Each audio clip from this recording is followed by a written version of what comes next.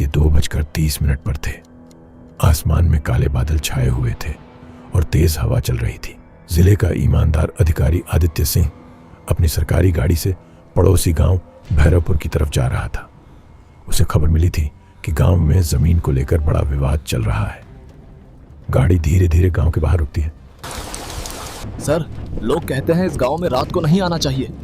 डरने की जरूरत नहीं है, मैं यहाँ लोगों की मदद करने आया हूँ। गांव बिल्कुल सुनसान था।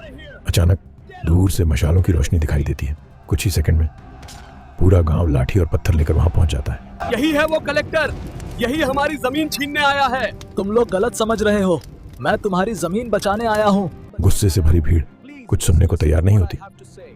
एक आदमी पत्थर फेंकता है, फिर दूसरा, और अचानक भीड़ हमला कर देती है। कुछ ही मिनटों में आदित्य सिंह की वहीं मौत हो जाती है। तेज बिजली चमकती है, हवा और डरावनी हो जाती है, और तभी आदित्य सिंह की आंखें अचानक खुल जाती हैं। उनकी आत्मा शरीर से बाहर निकलती है। उस रात एक बेचैन आत्मा जन्म लेती है। 3 दिन बाद पूरा जिला आदित्य सिंह की मौत की खबर से हिल चुका था। पुलिस जांच शुरू हो चुकी थी। इंस्पेक्टर राजीव और पत्रकार रिया सच्चाई जानने के लिए भैरवपुर गांव पहुंचते हैं। गांव में अजीब सा डर था। कोई भी उस रात की बात करने को तैयार नहीं था। उस रात यहाँ क्या हुआ था? बेटा, उस रात हमने बहुत बड़ी गलती कर दी। गांव के सरपंच का बेटा खेतों की तरफ जा रहा था। चारों तरफ अजीब सन्नाटा था। अचानक उसे पीछे किसी के चलने की आवाज़ सुनाई देती है। वह मुड़कर देखता है, लेकिन वहाँ कोई नहीं होता। फिर अचानक ठंडी हवा चलने लगती है और उसके सामने एक डरावनी आकृति दिखाई देती है।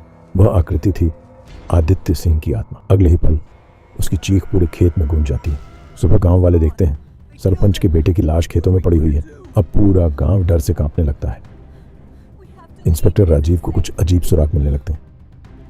जांच के दौरान उसे पता चलता है कि आदित्य सिंह गांव वालों की जमीन छीनने नहीं बल्कि उसे बचाने आए थे। असल में एक बड़ी कंपनी उस जमीन पर कब्जा करना चाहती थी और गांव के सरपंच ने पैसों के लालच में गांव वालों को भड़का दिया था। सच्चाई जानने के लिए राजीव और रिया गांव के पास वाले जंगल में जाते हैं। वहां उन्हें एक बहुत पुराना मंदिर मिलता है। जंगल के बीच खड़ा वह मंदिर